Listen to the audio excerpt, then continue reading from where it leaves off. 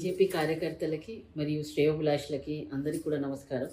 Party BJP party ticket ఎవరికైనా ఇచ్చినా కానీ తప్పకుండా నేను పార్టీ నాగర్ కర్నూలులో గెలవాలని కృషి చేస్తాను. దాని గురించి నేను రేపటి నుండి విస్తృతంగా నాగర్ కర్నూలు పార్లమెంట్ పర్యటిస్తాను. మరియు మీ వెంటనే మీ తోడుగా ఎప్పుడు కూడా ఉంటాను.